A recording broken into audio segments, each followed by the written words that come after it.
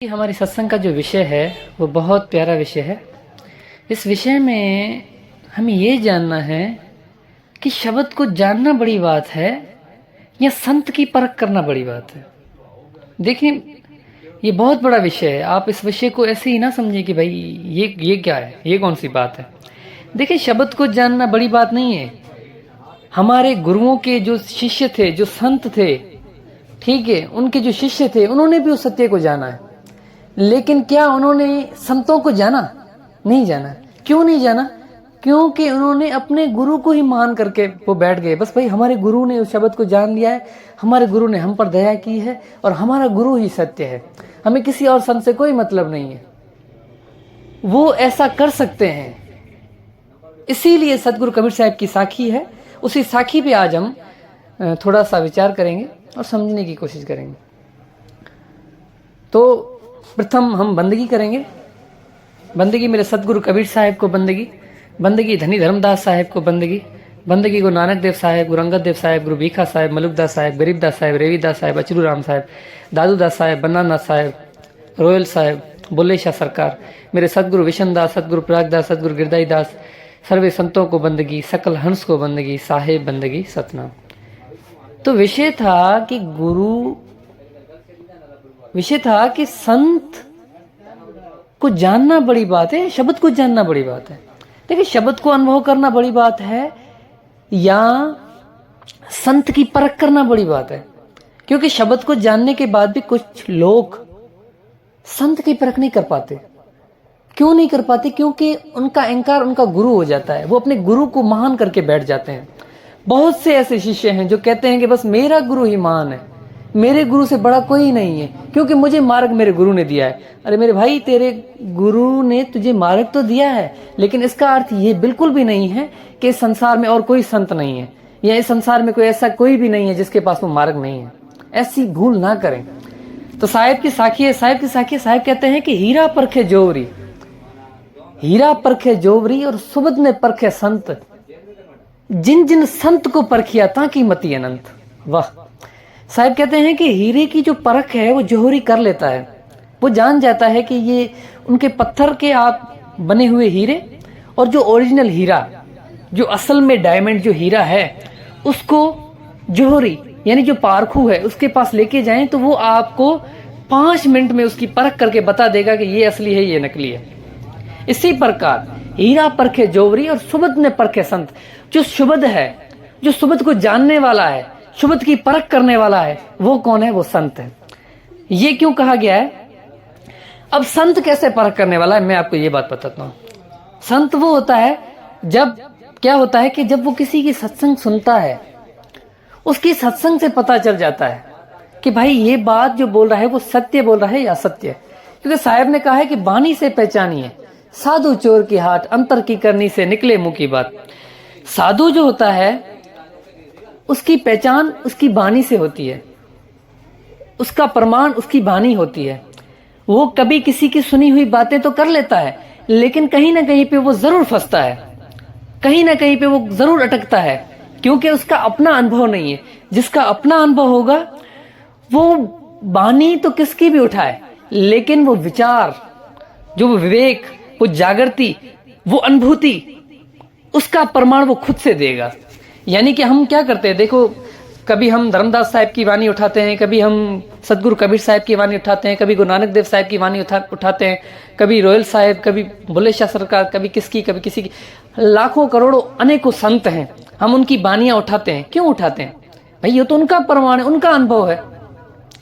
लेकिन उनके अनुभव, वो जो अनुभव की बात करते हैं, वही अनुभव हमने किया। इसी कारण से हम अपने अनुभव का प्रमाण उनकी वाणी से देते हैं। तो साहब ने कहा हीरा परखे जोरी, सुबद ने परखे संत। जो शब्दों की परख है, जो शब्द को जानने वाला है। अब शब्द को जानना यहाँ पे 2 प्रकार का है। एक तो वो सत्य शब्द, सत्य नाम, उसकी बात हो रही है।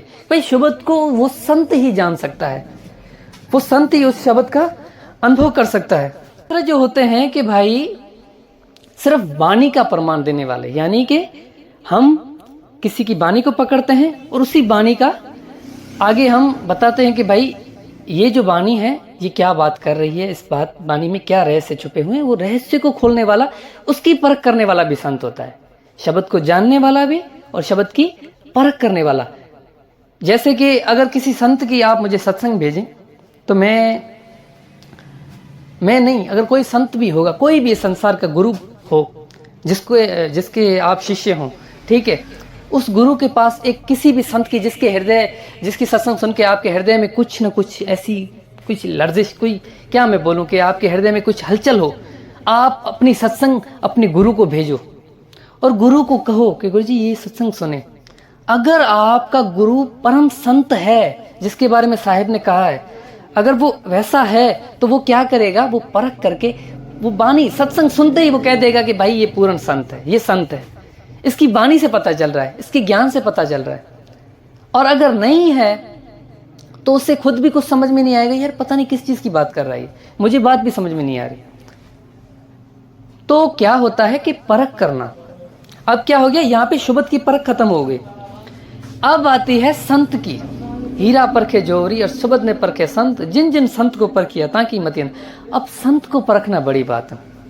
अब संत को परखने से क्या होता है, अब मैं उसको को थोड़ा एक्सप्लेन करके समझाता हूँ, थोड़ा डीपली। अब क्या होता है कि संत की परख क्या है।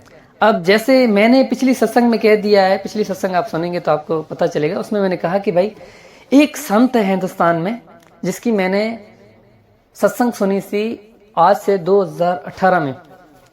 तो मैं बहुत सी भेद आगे चल के बताऊंगा, उनके बारे में सत्संग करूंगा, लेकिन अभी नहीं, थोड़ा और समय चाहिए उनके बारे में कहने के लिए। लेकिन मैं सिर्फ थोड़ी थोड़ी बातें बताऊंगा। तब मैं सुनी तो मैंने उसी वक्त कह दिया कि भाई यही पूर्ण संत है। और मैंने ये भी कहा था, मैंने सत्संग में ये कहा है कि भाई मैं उस संत की चरणामत लेना चाहता हूँ। क्यों कहा मैंने ये, इसलिए नहीं कहा कि वो मेरा गुरु है। मेरे गुरु तो यहाँ के हैं, जिन गुरु ने मुझे ज्ञान दिया, जिस गुरु ने मुझे विधि दी, वो मेरे इधर की हैं। लेकिन मैंने संत को जान लिया, मैंने वाणी से पहचान लिया कि भाई ये जो ज्ञान कर रहा है ये किसका ज्ञान कर रहा है, ये पता चल गया। तो इस चीज की परख हर किसी की बस की बात नहीं है। तो साहब ने कहा कि संतों की परख करना। अब वो है भी, उनका पंथ भी न्यारा है, उसका कोई अलग पंथ है और हमारा कोई दूसरा पंथ है, लेकिन मार्ग एक ही है। मार्ग, पंथ यानी क्या होता है, पंथ यानी मार्ग होता है।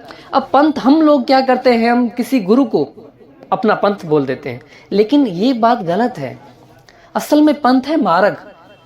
आप जिस मार्ग से खड़े हो वो मार्ग ही आपका पंथ है, वो मार्ग ही परम सत्य है। तो वो किसी भी पंथ से है, उस चीज से कोई फर्क नहीं पड़ता। तो मैं उनको जानता हूं, मैंने उनकी सत्संग सुनी तो मैंने उसी समय में कह दिया था कि भाई कि ये परम संत हैं।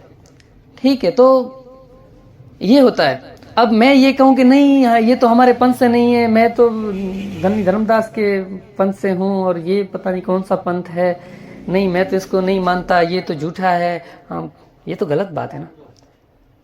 मैंने प्रथम ही कह दिया कि दूरी को खत्म करना है, हम सबको एक होके उस सत्य का प्रचार करना है, हम सबको एक होके उस मालिक के सत्य नाम का डंका बजाना है।